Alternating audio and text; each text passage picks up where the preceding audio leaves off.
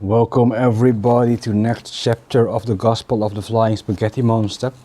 We left off at chapter 14, chapter 15 and 16 are mostly instructions on what to put on pamphlets and how to make your own flying spaghetti monster deity.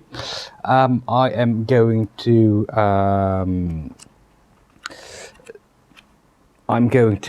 skip those. If you want to read about it and see about that, you can buy the book yourself. I will continue with a short chapter 17 and 18. 17 is about fundraising and 18 is about holidays, which is appropriate for the times to come.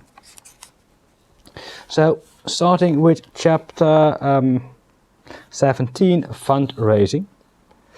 Inevitably, the matter of money will come up, and many will find it hard to believe that FSM is a free religion. Indeed, no tithing is expected. Apparently, our God is in a better financial position than Jesus, as to name an example. Churches are expensive, obviously, and ours, a pirate ship, will require more upkeep than a conventional church. But the funds will come from unsolicited donations rather than expected contributions. No Pastafarian will ever endure the expectant look of a collecting holding blue-haired old bat, as is customary among some of the other major religions. If members don't want to contribute to the cause, they don't have to. Freeloaders will be welcome aboard the ship. However, they most certainly will not be allowed to touch the cannons. There has to be some motivation to contribute after all.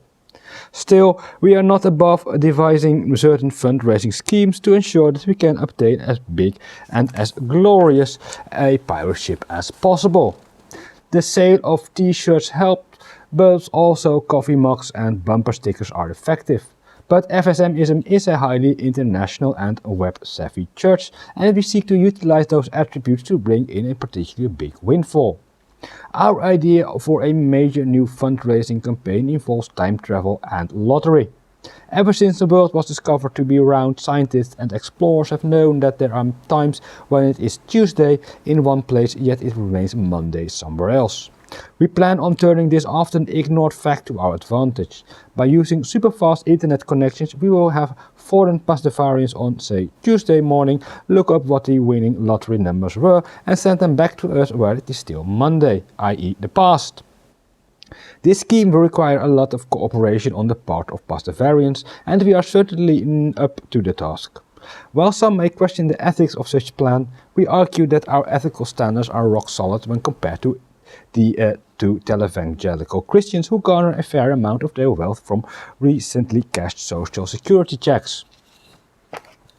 And then we proceed to chapter 18, a guide to the holidays.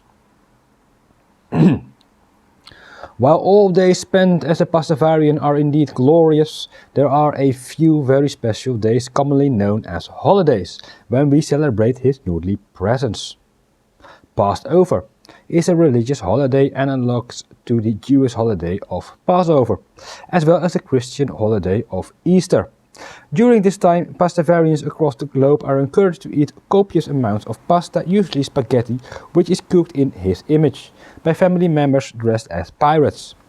Passover celebrates the time when the flying spaghetti monster first began touching people with his noodly appendage. Many stories about this momentous occasion have been passed down to the centuries, and it is interesting to note that they are all completely different. Some are hardly even intelligible. Regardless of one's version of the story, however, all true believers partake of the pasta and perform the ritual passing of the eye patch, in which each member at the table takes a turn wearing an eye patch and talking about why he or she is happy to have been touched. Ramadan is analogous to the Islamic period of fasting, prayer and charity known as Ramadan. Ramadan comes around the same time as Ramadan, and indeed the two holiday periods have their similarities. One of the major differences between the two, however, is that Pastafarians do not fast or pray, as doing so would conflict with their flimsy moral standards. Instead, Pastafarians spend a few days of their month eating only ramen noodles and remembering back to their days as starving college students. This simple act teaches Pastafarians to be happy about what they've accomplished, and if they haven't accomplished anything yet, to at least be happy that they are Pastafarians. Ramen Day is the least commercial of the Pastafarian holidays, which is saying a lot, since you aren't going to see a Passover sale at Macy's anytime soon. At the end of Ramadan, Pastafarians are encouraged to give their extra ramen to those who are more needy. Halloween is an important Pastafarian holiday because it honors the time when pirates roamed the earth in freedom. Pirates were his chosen people, and their dwindling numbers have had a direct effect on the world around us. It can be safely assumed that the recent spate of earthquakes, hurricanes and other natural disasters, as well as the advent of global warming, can all be traced back to the alarming decrease of pirates worldwide. Pastafarians often dress up as pirates on Halloween and pass out candy to children. Indeed, it is a little-known fact that the original pirates were well known for passing out candy to children. But that practice grew less common as they became persecuted. During Halloween, Pastafarians are urged to travel their neighborhoods, if not the seven seas, in search of wenches and grog. International Talk Like a Pirate Day takes place every September 19 and is a fine day for Pastafarians to celebrate their pirate roots. Much like Halloween, Pastafarians are encouraged to seek out wenches and grog on this holiday. Candy is optional. It should be noted that International Talk Like a Pirate Day might be a good time for evangelical work, as grog weakens even the most hardened mind and makes people more open to alternative viewpoints. Like Pastafarianism, more open to alternative viewpoints like Pastafarianism. It is estimated that 1/2 of annual conversions to the Church of the Flying Spaghetti Monster take place on this day. Friday is the holiest of the Pastafarian holidays and takes place each week. During this high day, Pastafarians are encouraged to take it easy and, if possible, try to find some sun. Fridays are dedicated to the ideals beholden in the beer volcano and the stripper factory. And one can do no more to honor his noodly appendages than to observe Fridays with the utmost piety. Holiday encompasses pretty much all of the big commercial holidays celebrated by the other religions. Holiday stretches over most December and January, and it is interesting to consider how much this Pastafarian religion has spread over the last couple of years. In fact, many schools and businesses refer not to the Christmas season, but to the Pastafarian holiday season instead.